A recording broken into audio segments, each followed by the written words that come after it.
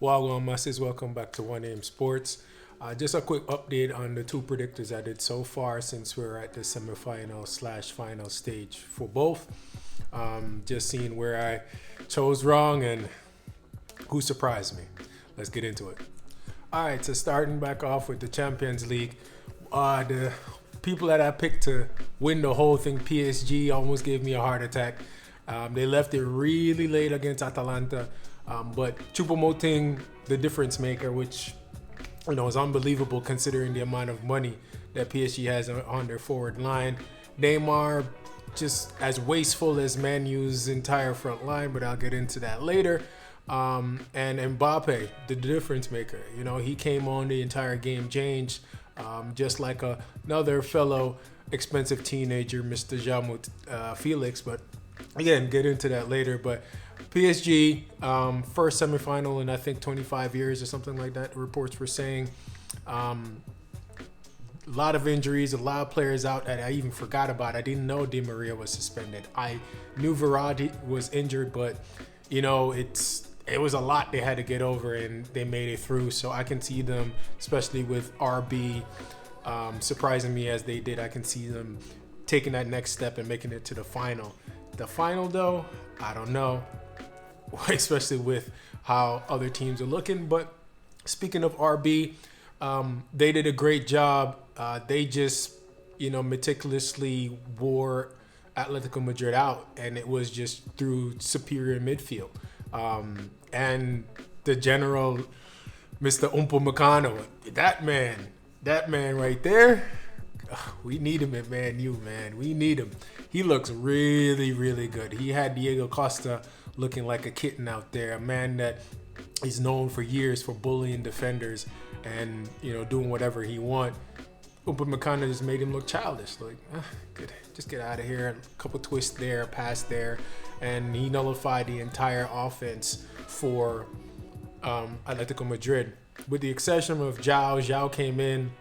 I don't know why it took it 70-odd minutes for him to take the field, but as soon as he took the field, it was just a whole different world-class talent. It only took him a couple touches in order to put his imprint on the game, and they scored right after that. It was brilliant to see João get that kind of go-ahead to just attack, just be free and express himself. He was stifled so much this year on the Atletico under Simeone, who did a terrible job of selecting his squad, just like another renowned coach in Pep, but I'll get to that later as well. And they got their just desserts and got knocked out of there.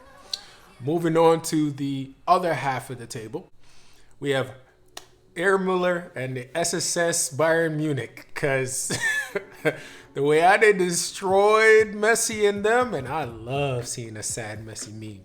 I love Messi just like everybody else. I respect him, but he is a terrible leader. Terrible. There is no way that Ronaldo would have allowed any of that to happen. Not saying he could have stopped the team from maybe conceding or from Bayern from winning, but 3 shots, maybe testing the keeper once, Ronaldo's not allowing that. He will shoot from 45, and that's why he's my player, other than the obvious. But what a display!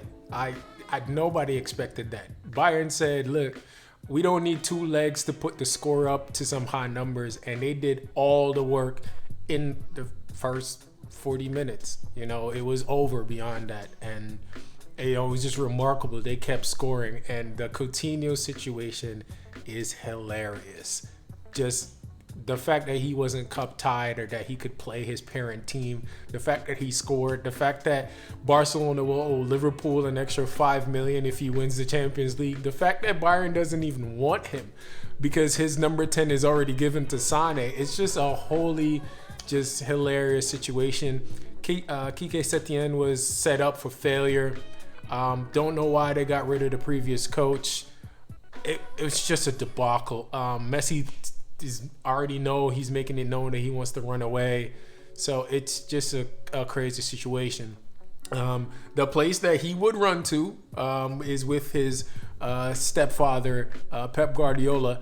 And Pep just got his tactics completely wrong again versus Lyon. And it was just surprising. It wasn't like the Juve match where they stifled Juve and Juve couldn't find an extra goal. This was just a situation where Pep matched a team that was inferior in every way. No one understood why the team was set up like that. Why Foden or David Silva didn't start. Like, it was a weird formation, like 2 up front, 5 in the midfield. I don't get it, but just little by little, they just allowed Lyon to counterattack them, and it was a complete breakdown. And again, they got their just desserts. I love it. I love that Man City loss. I know a friend of mine was hoping the world burned because of the whole UEFA financial fair play situation. Just to have Man City win would have been just a slap in the face for UEFA. But Man U fan, get City out of here. And I hope that curse continues. Sad to see David Silva go out like that, but he won enough. Luckily, the team that I have winning is still in it, which is PSG. But Bayern right now, I had Real Madrid beating Bayern and going to the final. Bayern right now, I won't say they're a lock-in because this thing has been unpredictable, but they're looking pretty good to, trounce this team in the semis and give it a tough go for the final. I still have PSG winning. I'm not changing my pick. Just Mbappe, but, Bayern is Bayern. If they won, it wouldn't surprise me. That's one of my teams as well. I love the traditional powers. Don't judge me. But UCL, man, I do love this one-game format. It's a little bit more exciting. It's like how Golden Goal used to be, where teams were attacking to try to get the goal, other than when they corrupted it and you had to turn it into silver goal. But no, this one-round knockout, man. That's why you get the surprises. You have 2 French teams, 2 German teams. Last year it was 2 English, 1 Spanish, 1 Dutch. It's a complete different set of teams, and a lot of teams that are there for the first time, or the first time in a long time. Lyon, I think it's their second time there. Bayern, a traditional power. PSG, first time. RB, first time. And I think it has to do with the no fans, the neutral ground, and the single knockout format. And I love it. I wish that's something that can be implemented somewhere else, but who's to say? I do like it though. On to the Europa League. We dominated that game. We dominated the game. But Sevilla, they did what they're supposed to do. You take your chances, you score. We had a 15-minute period at the start of the second half where we should have banged in 2 or 3. Up to that point, all my predictions were pretty much on point except for Sevilla. But again, that was probably my toughest decision between them and Roma. They made Roma look childish. They moved forward, faced Man U, and again, took their chances. That boy Ocampos, I said I didn't know much about him. I know now. He is dangerous. But yeah, Man U just didn't capitalize on their chances. I didn't have them winning anyway, even though they're my team, but we should have been in the final. That's the only thing worse than losing in the final to old Man U players is not even making it. On the flip side, Inter's game is I'm gonna watch that in a few. I do see them beating Shaktar. They're just really freaking strong. Again, angry Conte. So I don't need to make any changes there. No real surprises on that side of the bracket. So we'll see. I got a couple things wrong. But tell me what you think about the format. Please like, subscribe, and share. And share your thoughts below. Give a little explanation. And until next time, thanks again.